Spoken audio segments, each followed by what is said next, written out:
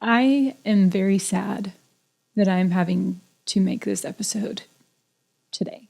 The things that I will talk about in this episode are things that I always talk about. But the reason for why I am talking about it today is devastating. This week has been a very sobering week for our country. We lost Charlie Kirk, not because someone disagreed with him, but because someone believed that their disagreement meant that they had the right to silence him. He stood for debate, free speech, for the love of country, for treating opponents with dignity. And now his death stands as a terrifying symbol of what happens when outrage becomes our God and when disagreement becomes justification for violence. I've said it many times before, but when we allow ourselves to be ruled by emotion, constant anger, perpetual outrage, we will enter into a dangerous place. We stop seeing people. We begin to see caricatures, villains, and enemies, and we justify cruelty in the name of what we deem righteous, what we deem justice. I'm not here to play politics. I'm here because this is bigger than left or right, Republican or Democrat, conservative or liberal. This is about our hearts. This is about our souls. And it's about what it costs when someone believes that we're disposable because we think differently, and what it costs when we believe that other people are disposable. We will talk about what we can do to heal the wounds in your heart and in your mind, to choose love, to protect your peace, to stay human even when everything in you wants to lash out. Because if we do not stop this, more Charlie Kirks will fall. More mothers, more fathers, more friends will grieve. And the lines of what is acceptable will only fall further. I've seen on multiple platforms people saying that if you think that this is the furthest that we can go and fall, you're wrong. We have to take action to do better today, right now. I implore you to listen to this message fully. I implore you to share it with anyone and everyone. And I implore you to look at the person that stares back at you in the mirror and really and truly love that person. Heal that person first so that you can do the same for other people. Your value is not in how angry people get about you. Your value is not in how loud your critics are. Your worth is in who you are deep inside, and what you do next after this matters more than your feelings, than your emotions. I think by now it will come as a surprise for me to say, if you do not already know what has happened. But nonetheless, there may be people who are still finding out the news. Charlie Kirk was a conservative right-wing activist who also believed heavily in Jesus and used an organization that he founded called Turning Point USA, where he went to colleges around the country and spoke with college students and the young generation about real-world problems, giving anybody and everybody, no matter where they came from, a platform and a place to speak in an open mic debate and conversation to reach agreements, to see eye to eye, or to agree to disagree, but come together with a better level of understanding one another. On September 10th, we know that Charlie Kirk was shot in the neck at a Prove Me Wrong debate event held at Utah Valley University. Approximately 3,000 people were at the event, and the shooter fired from a rooftop about 200 yards away. His death is widely referred to the state officials as a political assassination. What research shows about how the reaction to this event has been is pretty sobering, and I'd like to share it with you. This entire thing is extremely disheartening and unfortunate. His wife and children were present and witnessed this event. Everyone there witnessed this event. Multiple people had been filming on their phones, then later posted the actual assassination on social media, where millions of people then witnessed the shooting and death of Charlie. It is extremely traumatizing and horrible to witness. And if you have not seen it, please do yourself a favor and do not go and watch it. This event has been streamed countless times and seen by millions on a platform where we were meant to connect with one another and share parts of our lives. Over the recent years, social media has grown to be a place where many things that should never be seen, where we are not capable as human beings to process these kinds of things, have been streamed online and shared online and seen by millions of people. And so I want to talk about the dehumanization that social media is doing to us. I want to talk about the psychology behind what would have caused somebody to do something like this and bring you researched statistic facts. A recent study, Dehumanization and Mental Health, shows that perceiving people as less than fully human increases emotional distress, social exclusion. It reduces empathy and willingness to help. Media representations of outgroups, political, racial, ideological, often include dehumanizing language, which correlates with harsher punishments and more blame, even without evidence, and less support for their rights. The danger with social media and platforms similar to news outlets, YouTube, TV, those platforms are optimized to show you content that confirms what you already believe or what triggers you because it increases engagement. I have said in other episodes about how there is a journalism term that if it bleeds, it leads. Scandal is attractive for journalism. It is attractive for clicks and for views. And now that we can have access to all of this information in our pocket, in the palm of our hand, every waking moment of our day, we are bombarded with scandal, with things that are haunting, with things that are traumatizing. And social media runs on virality. It runs on people who share and who agree and who get outraged and who comment and repost and all of this stuff. Social media thrives on eyeballs. And whether you agree or you would disagree, sometimes what you see on your social media feed is something that you disagree with, and it's meant to get a rise out of you. That's what rage bait is called. It's meant to get a rise in a reaction. But a lot of times on social media, your algorithms are curated for what you agree with. And so this creates echo chambers where dissenting voices become almost invisible. Specific numbers on algorithm exposure do vary by platform. The phenomenon is well documented in studies of social media polarization. Then within that, you have misinformation and misquotations because they're cherry-picked sound bites spread quickly online. Often people form strong emotional reactions without the full context. This is a known contributor to why people hate or fear individuals or groups they barely even know. Studies show that exposure to misinformation increases stress, anxiety, distrust, and cynicism. And there are emotional warning signs for you sitting watching this video, for someone that you know, for a family member, for anyone. What we know about Charlie Kirk and why this matters is that, yes, regardless of your political affiliation, he was 31 years old. I am 28, turning 29 next month. That is a very sobering reality. He was assassinated by a sniper during a free speech event. He was known for championing open dialogue, even with people who disagreed with him. Like I said, he gave a platform and a mic to people who did not like him, did not like what he had to say, did not like his stance on things, and he still talked with them. There's so much to be said about this event because I have spoken at length for months now about what our minds are capable of, especially when our thoughts and our emotions go unchecked. I have told many parts of my own personal story about what transpired in my life when I allowed my mind to believe things like I'm a failure and I'm incapable of success and all of those things. And of course, my thoughts at their worst were really only ever targeted towards myself.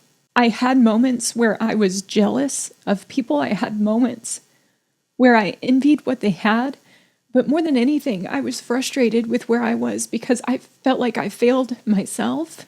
And I believed that that was all that I would ever capable of was failure. And it's a lie. It was a lie then, it's a lie now. And I've spoken many times about it because people have got to understand that the things that you think and you ruminate on and you allow to become your truth and your beliefs chart your path and determine the trajectory that your life is on. Your thoughts will determine your future. It is not an if, it is a when, a how, and what your future will become.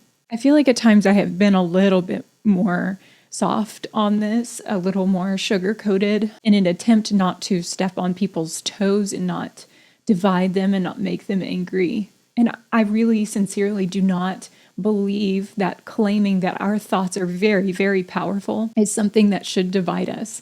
I think it is something that should give us pause, really, long enough to go to the mirror and look at the person in the reflection and figure out who that person is and what we believe and the thoughts we perpetuate about that person, and ask ourselves if that is what we really want, if we really want a future where these thoughts reign true and determine who we become, or if we don't want those things and make a change. It is so much easier to not do that. It is so much easier to sit and to blame the world around us, to blame something external, to say, this is why my life is not what I want it to be. This is why I am miserable. This is why I am angry. And it has everything to do with everyone else. It is so much easier because it requires no responsibility, no accountability, and no change on our parts. It makes us angry and it makes us bitter and resentful towards the world around us to a point where, yes, even you can become dangerous when you do not keep this, your heart and your mind, in check. When you do not address the wounds, the childhood wounds, the young adult wounds, the adult wounds, whatever wounds they are, when you do not address those things, they are left to fester and rot. And that becomes the lens that you view the world around you through. And it's so much easier to blame everyone else and to blame everything else than to actually take up the accountability and change and grow and mature. Of course, people don't want to do that. People don't want to put their phones down and go outside and have conversations with people and get back in touch with reality, because what their devices have done has curated an entire reality that they cannot get away from. It is addictive. The scandal is addictive. The dopamine hit of the internet, of constantly needing to know all the tea about people that we've never met. It is addictive, but it is poison if all that we ever curate or allow to be curated for us is toxicity, is hatred, is something where we are never faced with an alternate perspective, where we're never having conversations with people. It is poison. Of course, no one wants to set it aside and go outside and have uncomfortable conversations and sit in the gaps between what we believe is truth and justice and right and what someone else believes, and live in that tension. But the devastating thing is that that is what Charlie did. That is what he died doing. And if we do not start dealing with this, our minds, the mental health of our minds, the emotional health of our hearts, if we do not take responsibility for it, get it in alignment with the person that we want to be and become, the best version of ourselves, if we do not do it, no one is going to do it for us. No one is going to do this for you. No one is going to help you heal, to take you to counseling and therapy. No one is going to help you believe that you are not a failure. No one is going to help you believe that you are more capable than anything you've ever thought or imagined. You have to do it for yourself. And if you don't, you will fall prey to the trap that everyone else in the world has had a leg up and everyone else in the world is successful and you're not. And somehow you are the victim. And that will lead to bitterness and resentment and something very dark. And I have said all of this before, and that is the thing that breaks my heart, is I have said it again and again and again. But here we are, where people are ruled by their emotions and ruled by their unchecked anger and their thoughts that they don't scrutinize, that they do not dissect, that they don't think to themselves, where's this thought coming from? Why do I have this anger towards someone? When they walk into the room, why does it infuriate me? Why? We don't want to ask those questions. We just want to allow our emotions to just go ham. And we come up with excuses that have nothing to do with us fixing our thoughts, our feelings. And we wonder why this stuff happens. That is the reality of living your life with your emotions as the ruling thing. Yes, your feelings are valid. Yes, your feelings are reflective of what you're going through. Yes, your feelings are a part of your expression, but it doesn't mean that they're always rooted in fact. It doesn't mean that they're always rooted in truth, and it doesn't mean that you should live your life and paint your future by them, live and die by them. The future of who you want to be, the best version of yourself of who you want to be. That is how we should live. And if the best version of ourselves requires setting those emotions aside or dissecting our thoughts, trying to understand where these things come from. Is it a father wound? Is it a mother wound? Is it a childhood wound? Is it a marriage wound?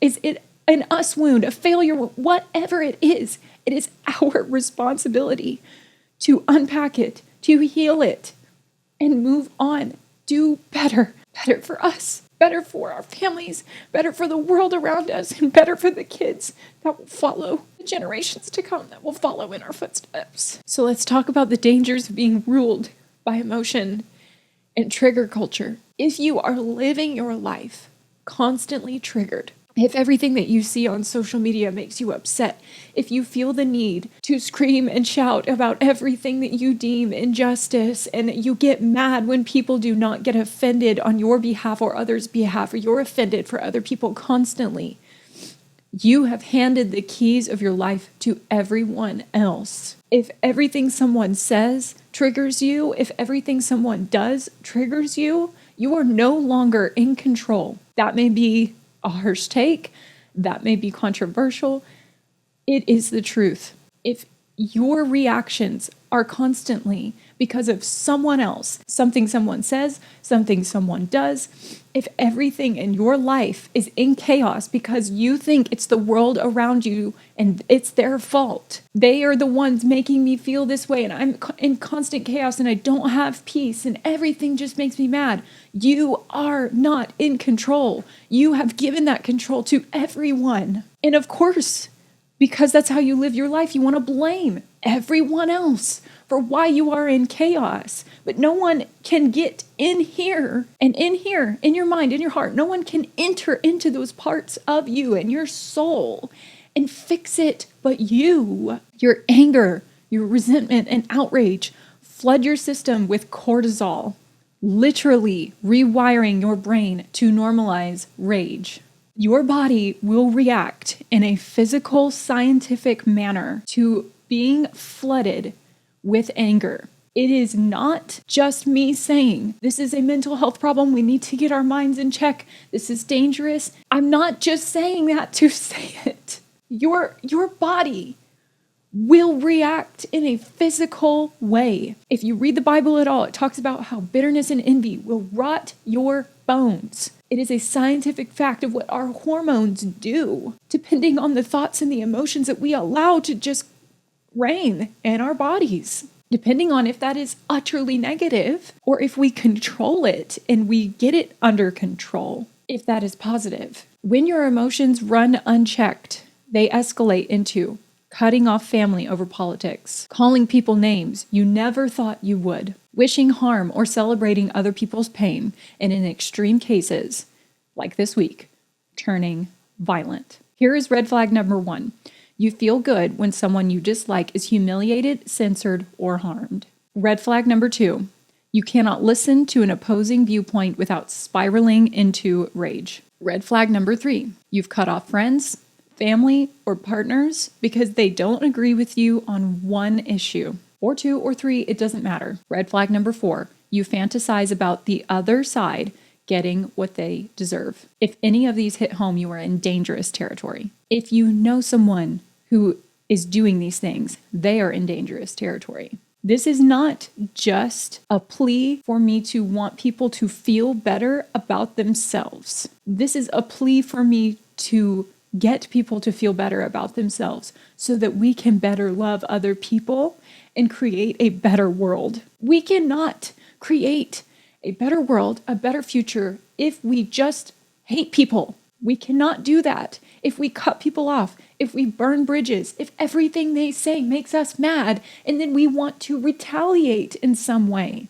because everything inside of us is out of control and wreaking havoc in our thoughts and in our mind. That is on us. How we react to what someone says or does is on us. I cannot control what other people are going to say. I cannot control what other people will do. And I can't control people. I can only control myself. So how I respond, how I react, what I say in retaliation, what I do is my responsibility. It is my fault. If I hurt someone, if I maim someone out of reaction or just simple action, I am accountable alone. I then do not get to turn around and point the finger and say, well, they made me do it.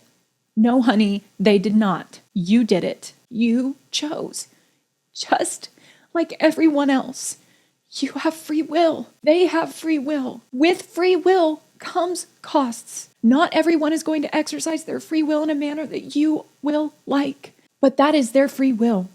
That is the ugly truth. Very few people will like that I am saying that. The ugly truth is that if we want free will, if we want freedom, there will be costs of people who abuse said freedom. You get to have freedom. You get to react justly, righteously. You get to react out of the best version of yourself if you will do the work to fix what is going on internally with you and create a better world despite other people who abuse their free will and their freedom. We can still make the world a better place, but we cannot do it if every time someone exercises their free will, we spiral and spin out of control. We have to take accountability for our thoughts and our beliefs and our emotions. And we have to be aware about what we think and what we feel about other people we don't agree with and we don't like. And if we are unwilling to do that, if we are unwilling to do the work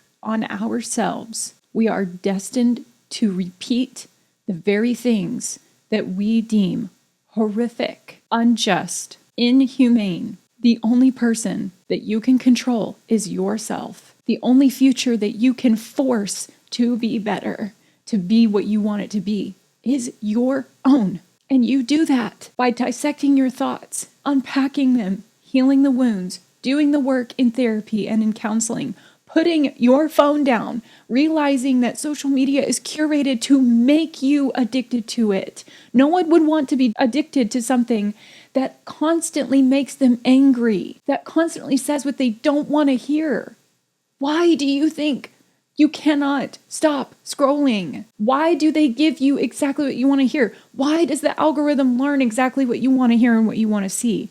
To keep you scrolling, to keep you on it. And if you cannot put it down and you don't know why, then you need to be aware that it is something that is trying to keep you trapped. It is something that is trying to keep you from growing, keep you from learning, keep you from becoming. Get out of the echo chamber, put your phone down, go to therapy, do the work, confront your thoughts and your emotions, and you will see a better you on the other side of that. And you'll see a better world around you on the other side of that. Despite all of these things, I still believe that there is a better country, there's a better world, there's a better me, there's a better us on the other side of this horrible, horrible incident that has occurred. But it's because I am willing to do the work to make myself be better so I can show up for other people, because I cannot show up for other people if I cannot show up for me. And I sincerely believe that the world deserves for us to show up for it, for them, for us, for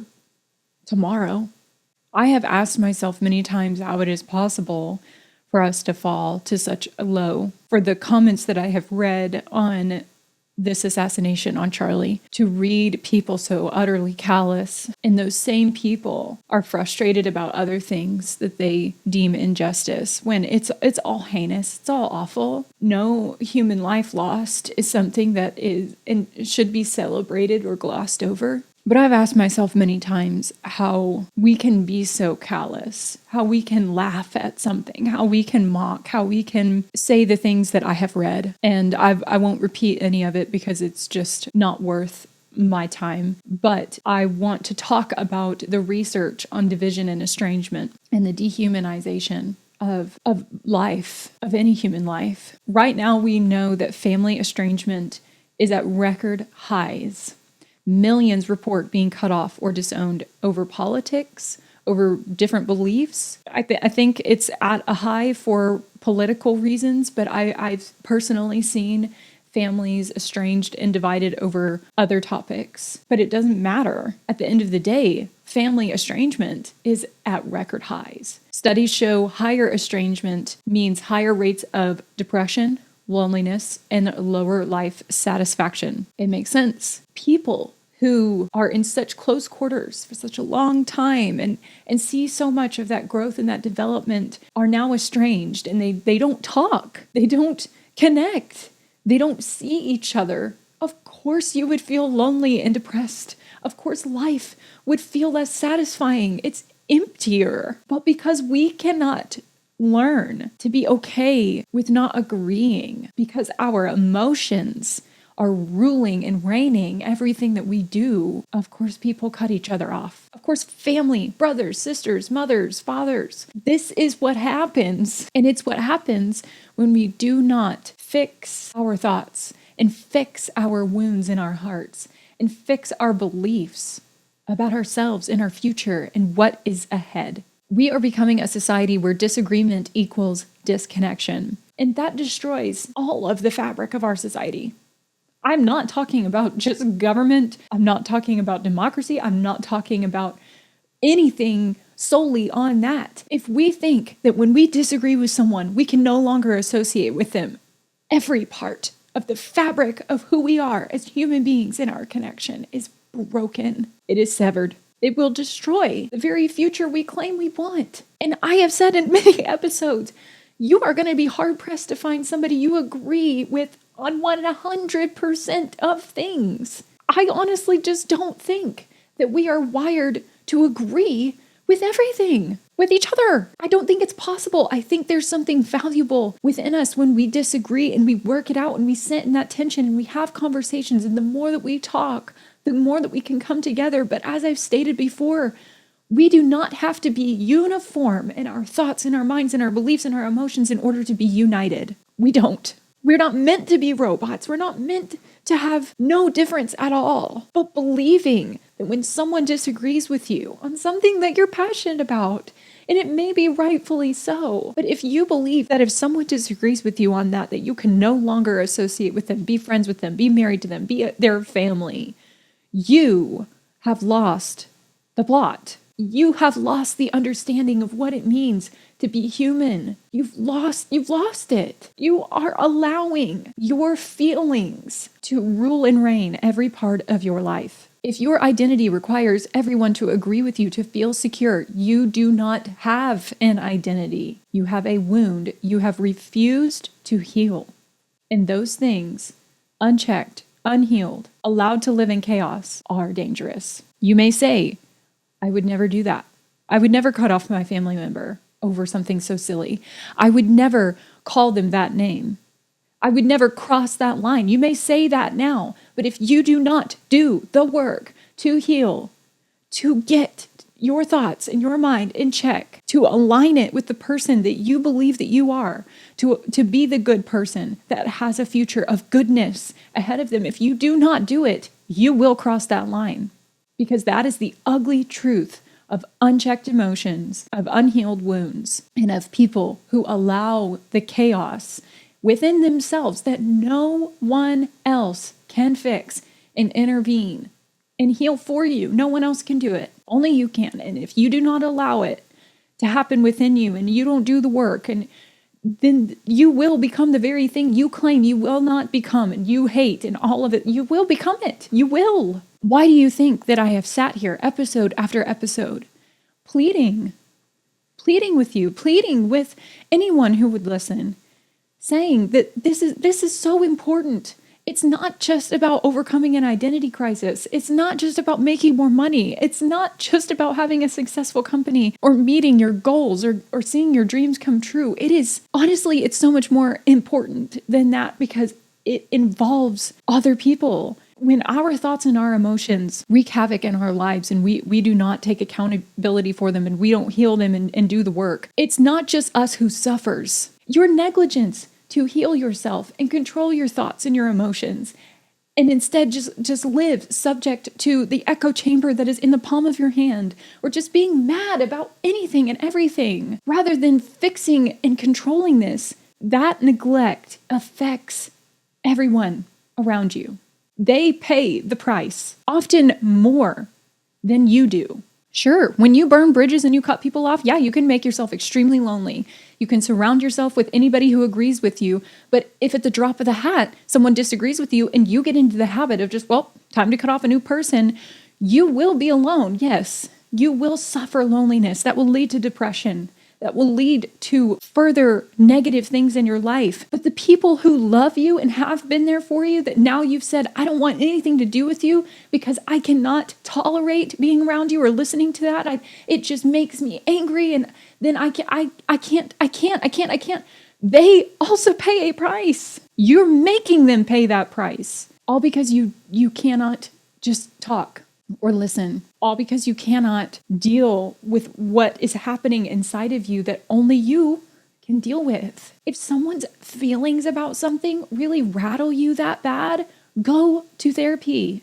We shouldn't be here, but we are, because we have been so soft about mental health. We have sugar-coated things and we've said, it's okay to cut people off. It's okay to burn bridges. And within reason, I do think boundaries are great. My last episode talked about boundaries. I'm not saying you cannot live within boundaries and you have to be subject to what everyone does. No, what I am saying is that we can protect our peace and we can protect our mind and we can become someone better than who we are today by doing those things, and yet still being able to have conversations with people we don't agree with and not just react out of pure emotion or want to censor people or whatever. We are so much more capable of handling tension than we think, because these echo chambers in our social media platforms and on our TV news channels and on our YouTube algorithms, all they've done is affirm you, and it's so difficult to be around somebody who's not going to affirm you that now you're incapable of listening to it. Rather than asking yourself, why is it that upsets me so much? That's someone's opinion. That's someone else's opinion.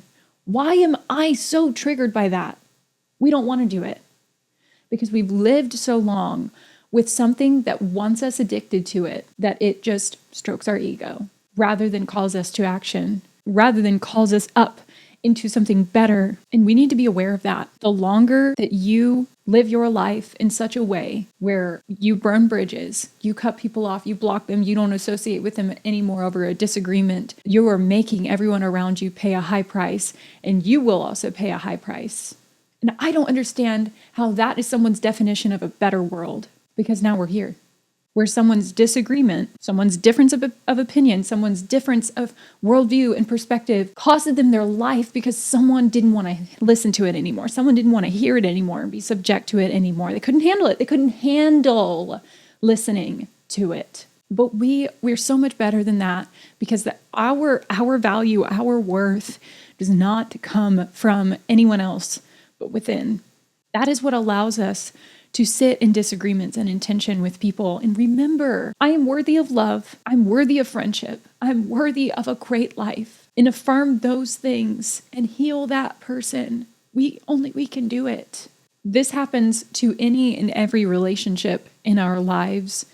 In the previous episode, I talked about the layers of relationships with difficult people. This happens in all of these layers. So you may only experience this, or you may think that you're only experiencing this on social media, and it's just the political circle, or it's the humanitarian circle, or whatever, what have you. You may think that it's far beyond you, but it happens within all of the layers of our relationships, especially if we're not aware that we're drawing hard lines in the sand with people over things that we need to work on. It can happen with your friends. I have had fights with my friends. I've had arguments with my friends. I've had things where I don't agree with my friends. It happens.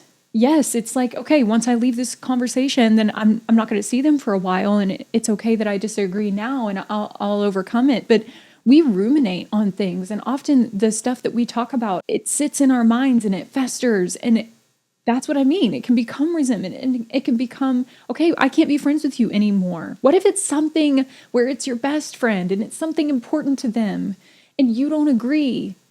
There are many of my friends who are living lives that I don't necessarily agree with their decisions, but I am capable of being friends with them in spite of those things, because love is so much bigger than that.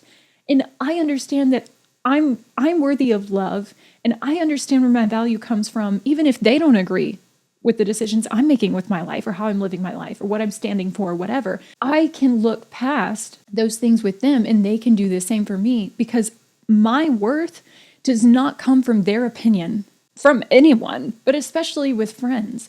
And I've just seen so many people break up with their friends simply because they don't know how to love someone despite these things. And I am not saying, like, be friends with somebody who is incapable of loving you, and who is being toxic, and who is being rude. And I have already addressed these things when it comes to friendship relationships. If we can love each other in spite of these things, then yes, you can be friends. If we can have conversation and overlook our disagreements and see the human being on the other side of whatever aisle it is that you're sitting on, you can still have a relationship. But there are times when that other person is not willing to do that, and there's nothing that you can do. And so there are times where you walk away. But that does not always have to be the case. That should not be the solution. You can have the generational wounds in your family resurface, where it's parents versus children, or the siblings. They're estranged. And even with yourself, when rage consumes you, you stop recognizing yourself. And all layers of relationship, even acquaintances, and even people we don't even know, that we deem difficult, that we deem different, that we deem doing the wrong thing, or believe the wrong thing, or on the wrong side of the aisle. Whatever you define as wrong, that someone that you know is living in and doing and perpetuating, we are capable of loving each other and seeing the value of that person's life. It is very sad when the day comes for people that we claim to love, that we've done life with, that we've walked through seasons with, and seen them through some hard things. It's a sad day when we forget that person's humanity and the fact that they are also flawed. They're on borrowed time. They do not get to live forever and figure this out, just as we do not get to do the same. It is a sad day when we forget that is the case for them, that we want all the grace for ourselves when we mess up, but we are unwilling to give that out. And when disagreements come, so does division. That is a sad, sad day. And so much worse can transpire between these layers of relationships with people, which obviously that's why I'm even releasing this episode. But it is a sad day when it happens to us, when it happens to our families. It's a sad day when it happens to ourselves, when we forget our value beyond this freaking algorithm on social media, or beyond what is happening in the world, and we put all of our identity eggs in the basket of something outside of us. We have to live knowing that we are more than the world around us. Our value is more than the world around us and the current events.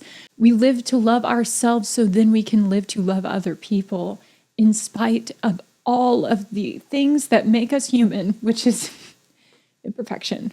We have to remember. We have to remember. So if you are someone that is feeling like you are being targeted by a family member, by a friend, even by a stranger, an acquaintance, somebody at work, whatever, for your beliefs, for your stance, for who you are. Do not fight fire with fire. Anger only multiplies. Bible talks at length about this principle, and it's true. It is a fact that when you retaliate with the same anger that you're receiving, all it does is it raises that level of tension. It makes things worse. But the Bible talks about how a soft answer reduces wrath. It subdues it. When we answer with love and when we have grace for people, even when they do not deserve it, we are able to disarm them. That's where arguments die. That's where fighting dies. Like that's where the battle ceases, when we are able to take a breath, see that person as a human, as someone who is navigating their own brokenness and walking on their journey of healing wherever they are, whether they've started or not, doesn't matter. If everyone deserves grace, because we have grace. We've gotten grace. If you're here and you've done the work mentally to overcome things, to make yourself better, it took someone giving you grace to get here. Why do we not have to return that same grace to someone else? It's beautiful when we can understand that the only reason why we've gotten to where we are in our healing journey is that someone went ahead of us, paved the road, showed us how to do it, and gave us the grace when we were ugly, when we were broken, when we were mean. Someone else gave us grace and mercy. We have to do the same for other people, but it is a statistical fact. I've seen it in my own life. I've seen it in other people's lives. When someone comes ready to fight, ready with anger, ready with harsh words, and you are able to respond with grace, to take a deep breath, to say something loving, to compliment them, even if you feel they do not deserve it, even if you want to retaliate and you want to just match their energy, when you approach it with grace, it is disarming. It ends the fight. Now we see each other with skin again. It's like we're able to see each other as humans again. So don't fight fire with fire. Meet each other with grace. You need to anchor yourself as well. Know your value isn't dependent on their opinion. I honestly have lost count as to how many times that I have proclaimed this, declared this, in the hopes that whoever needs to hear it will hear it. When you delegate your value and your worth to the world around you, they will fail you. They will not take care of you. They will break your heart, and it will make you hate them. It will make you hate the world. It will make you resent the world. If I put my value in my husband, great example, and I have done this, I've made this mistake. If I put my value in my husband rather than putting it where it belongs, and I trust him to treat me and validate my worth and my value and take care of me, and he's solely responsible for that, he will let me down because he is a human. He has his own flaws. He has his own things that he's working through. And then I only get mad at him. Then now somehow I'm justified in my own mind, even though it's not true. I'm justified in my own mind to be mad that he disappointed me and he didn't make me feel good and he didn't say the things I needed to hear. That is what we do as a society. We put our value in the virality of other people. I've seen so many people literally crashing out on the internet. I only got 300 views and like 12 likes. Oh my gosh, I'm such a failure. I should give up. What a load of freaking crap that you would do that you would believe that you would say that just because people do not like you, now all of a sudden you need to give up because you believe that you're not worthy of being present at the same tables that we're all sitting at. That is what you're saying, and it is not true.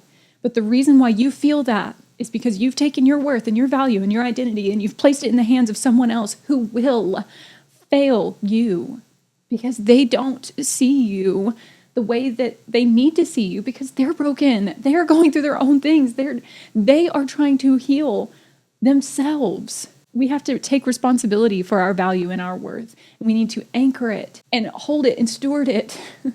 We have to love that person and heal those wounds and not delegate that responsibility to some external party because that is only going to be met with the same brokenness. Another thing you need to know if you're being targeted is that boundaries are healthy. I have said this before. Despite this episode seeming to echo something other than what I normally say, it is not. Boundaries are very healthy. You can disagree without dehumanizing. That is what Charlie stood for and what so many of us stand for. is we can disagree and I can still love you. And that doesn't necessarily mean that we now have to bare each other's souls and I tell you all my secrets and you need to know everything that I do behind closed doors, because you may not agree with that either, but I'm going to protect that. I need to protect my peace. I need to protect my worth. There are some things that I don't share. I said this in my last episode. There are people who don't know everything about me for my protection and for their protection. Can I still love them despite that? Yes, absolutely. I can still be their friend. I can still walk them through life. They don't need to know everything. And I think that that is a great practice. I've heard it from therapists, from counselors, that not everybody needs to know everything about you. Honestly, almost no one needs to know everything about you, but one person does. And that person can be your accountability partner. It can be a therapist. It can be somebody who is helping you get better, do better, overcome your thoughts, overcome your flaws, overcome your brokenness, and heal. But not everybody has to know everything. That is the beauty of boundaries. That is the beauty of saying, this is something that is going to be off limits for the sake of my protection and my peace and my growth and my process. So please hear me when I say, I am not saying that we all need to be best friends with people who cannot see us as human beings and have grace and put ourselves in a place where we might be at risk. I'm not saying that. But what I am saying is that you can have boundaries and you can love people despite your disagreements, and you don't have to completely disconnect from them, or you don't have to deem them as like, we can never be friends. I just think that there is definitely a middle ground here, and we have grown as a society because of all of the things I've already talked about as being on one side or the extreme or the other. We have lost the middle. That is what I am talking about. Another thing to do if you are feeling targeted is model what free speech and respect should look like. Unfortunately, because of what has happened, we are seeing that the attack on free speech is there. It's undeniable. People do not want everyone to be able to say what they want to say because they deem certain speech hateful, dangerous, whatever. But as I have said with free will, there's always going to be a price to someone abusing their free will, and someone who is trying to say free speech should not be a thing, that we should censor, that we should... I don't think that that's how this gets to work. I don't think that that's how we grow as a society. I don't think that that's how we come together. We have to talk.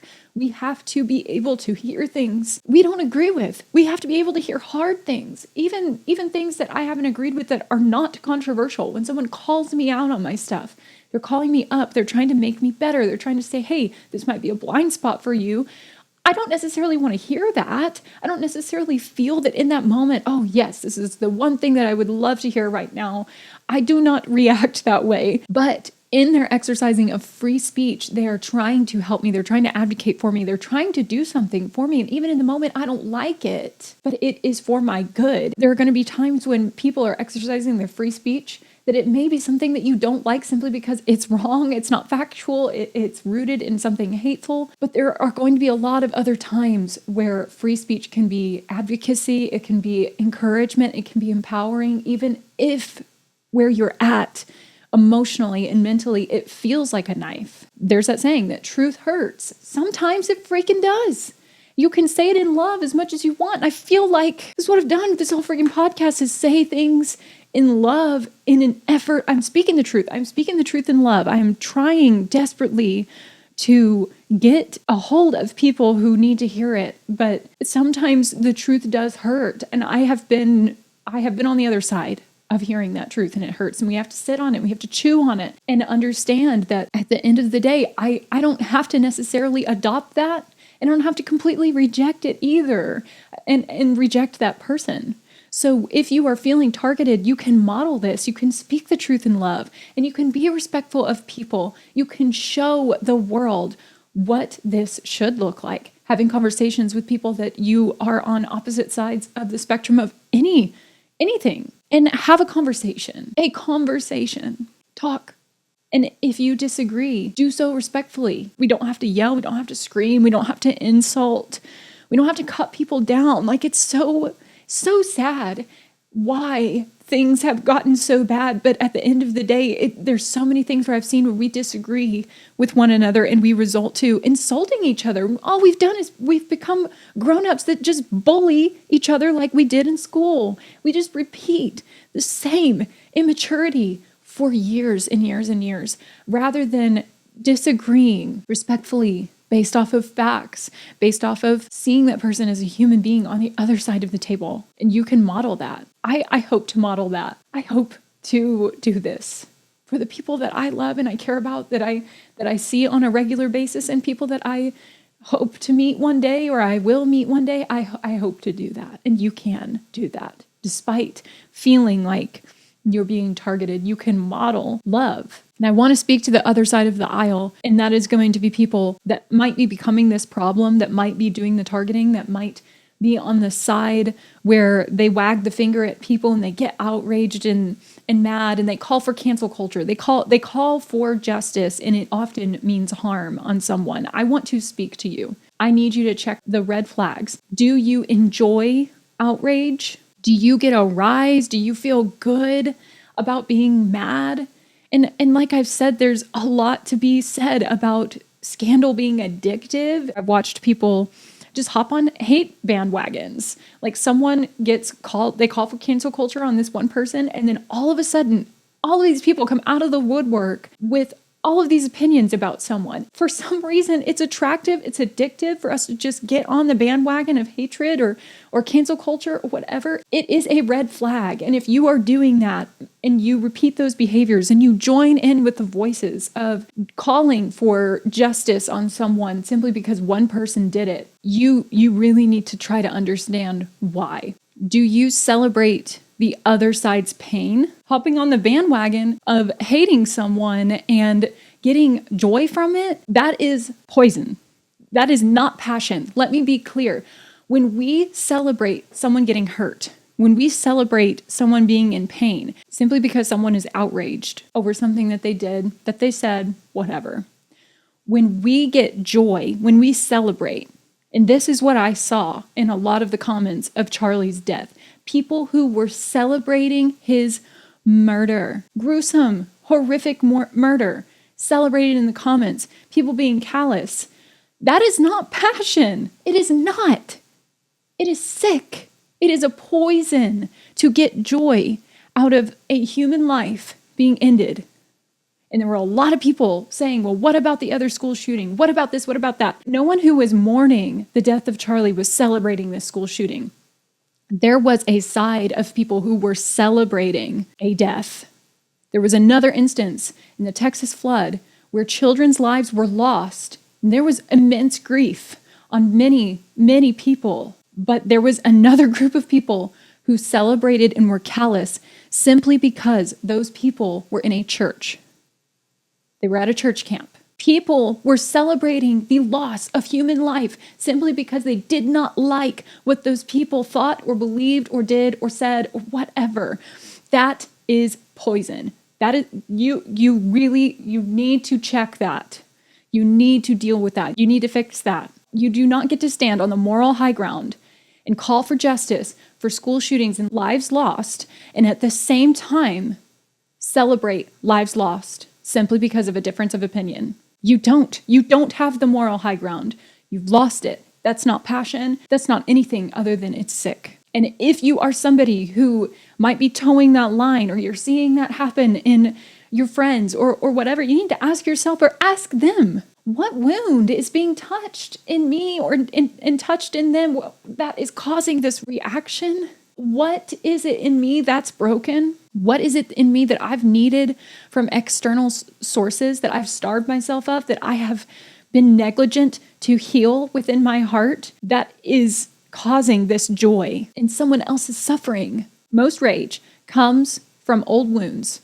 Rejection, being silenced and not being heard, from not being enough. You need to get help.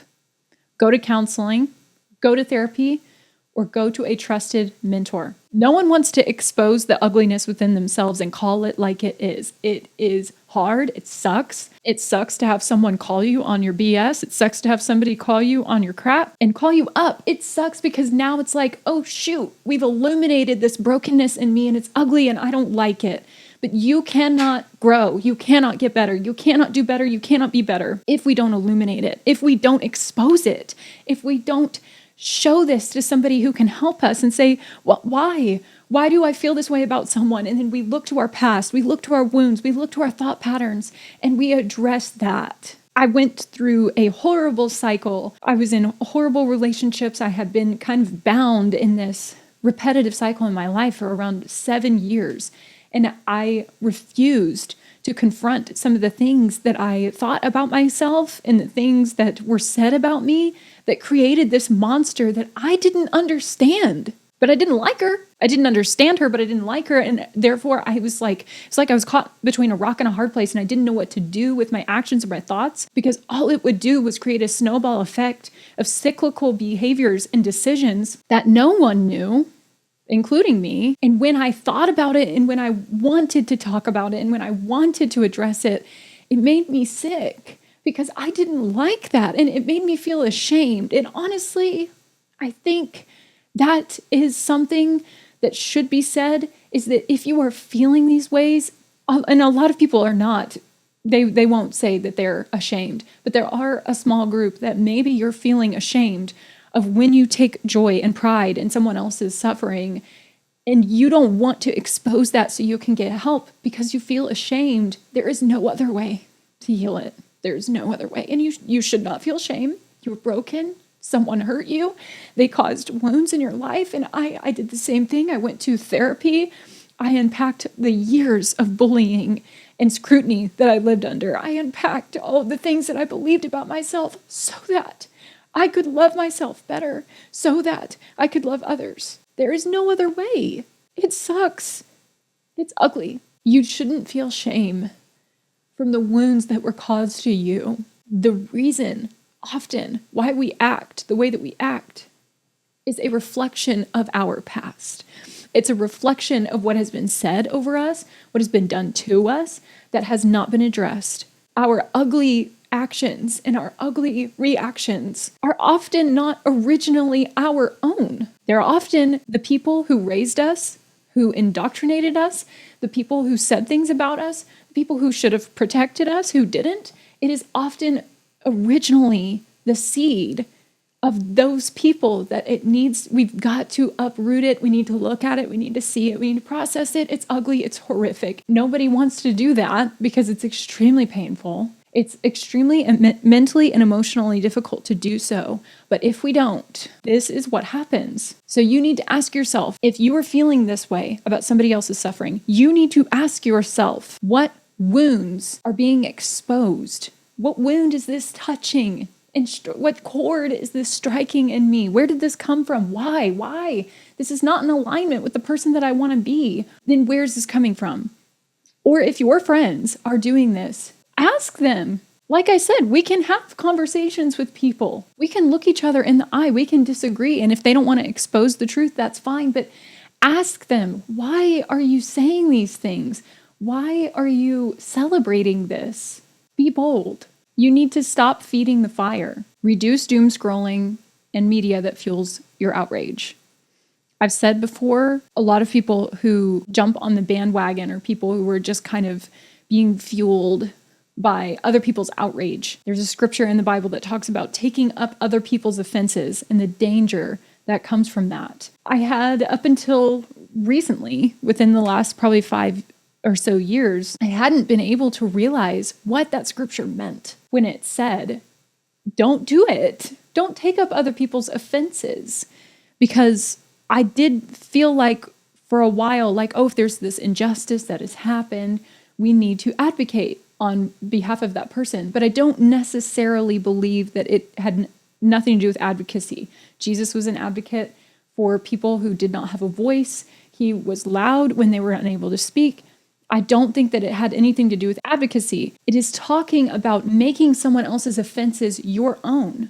taking someone else's hurt and making it yours to now where you feel like you need to take revenge and you need to hurt, you need to maim, you need to do whatever. And you hop on this bandwagon and there's way, way too many people who have nothing to do with the pain of someone else who make their pain and their hurt theirs. And they claim victim and they call for being canceled. They call for justice, but it's not true advocacy. It's just them out of their own brokenness taking up this offense as if it was theirs when they have nothing to do with it.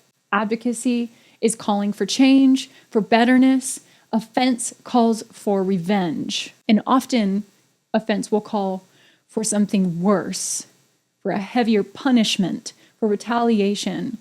We need to be weary of the fact that when we're on social media and we're doom scrolling, scandal is addictive, and journalists know if it bleeds, it leads. People consume it. And now more than ever on social media, we are consuming it at a level that I don't believe our minds and our hearts should. Mentally, emotionally, I don't believe we are wired to consume this much fuel for rage. So you need to put your phone down. You need to put the voice of all of that away. Get alone with your thoughts and your emotions and unpack them. Realign them with the voices of truth, with the voices of reason, with the voices of justice. I'm not saying we can't pursue justice. I'm not saying that we can't advocate for people, but I am saying that if the voice that is fueling your rage is just rage and it's calling for violence, vengeance, you need to put that away and figure out what's going on in here and sort it out. Our emotions are not facts. And so many people believe that they are, and they live their life on feelings. But if you cannot master your emotions, they will master you, and they will destroy everything that you claim to love. Emotions are powerful. I have said on multiple episodes about how our emotions are a reflection often of our thoughts and what we're going through. They are expressing things. They can be a wonderful, wonderful tool.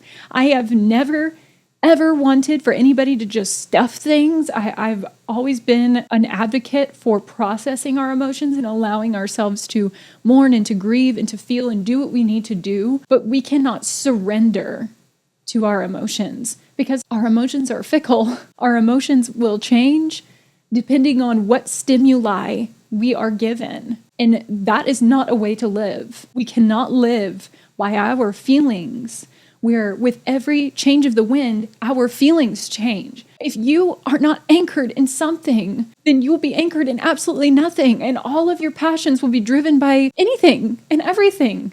Then at that point, what in the world do you stand for? Who are you? And to be ruled and mastered by your emotions will become something extremely destructive. You will become destructive because your emotions, they're not facts. We have to rewire our minds. We have to take our thoughts captive. We have to take them back into control. You can feel them. You can express them.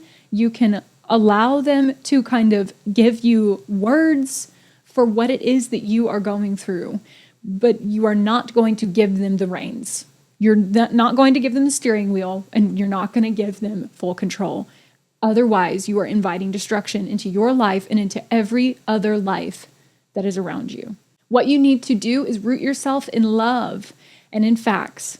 No matter where you are on this side of the aisle, you need to live with facts over your feelings. Know the difference between truth and emotional reaction. You need to heal the inner child in you that demands constant affirmation. Until you love yourself, you cannot love anyone else. If you hate yourself, you're going to hate your neighbor. I've said it over and over. You can only love someone at the level that you love yourself.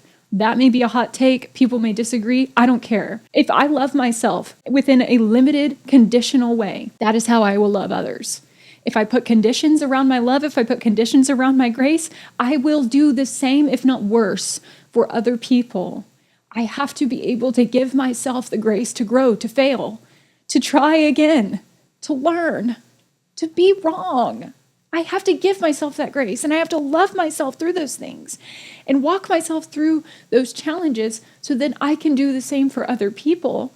So then we all can heal. As I've said, if you're a part of this podcast and you've experienced any sort of mental, emotional breakthrough and growth in any way, someone else paved that way for you. Someone else gave you the grace that you didn't deserve to become the person that you are now, whether you believe that or not.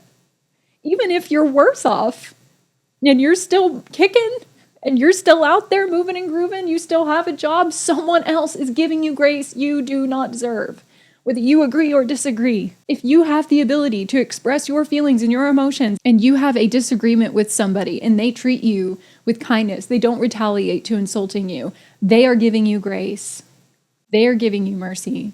We have to love ourselves so that we can love other people. We have to heal ourselves so that we can be a part of other people's healing and not destroy everything in our wake. We have to love ourselves so we can heal ourselves, so then we can heal other people. People cannot do it for you.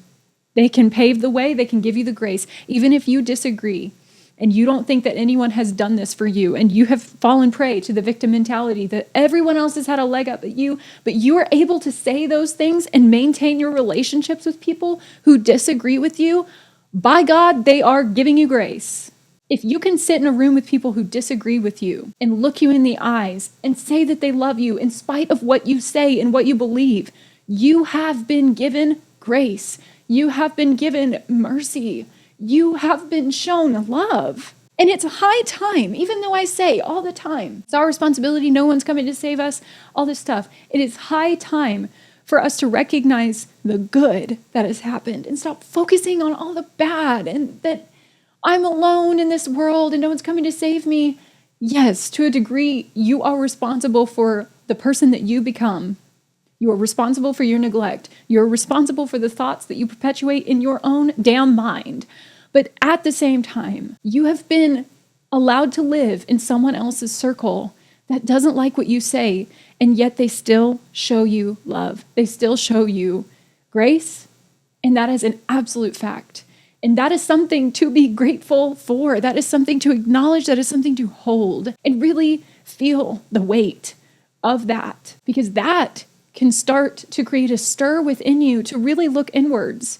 When we look at the grace we have been given by the world around us, when we look at when someone meets us with kindness, when someone offers a compliment we do not deserve because we've been ugly, that can stir something within us to finally ask the question, why do I do what I do? Why do I believe what I believe? Why do I think the way that I think? When we can pause and look at someone else's grace that they've extended to us and the kindness and the love or whatever, and we finally recognize what has happened, it can give us the ability to finally take the first step into healing what is within. It draws us into a level of repentance almost, where we want to turn around and change. Someone's kindness creates a conflict within us when we are not being kind. When we are being fueled by rage, we want something bad to happen to someone and they meet us with kindness. That causes a conviction. You may only feel it for a second, but it is there.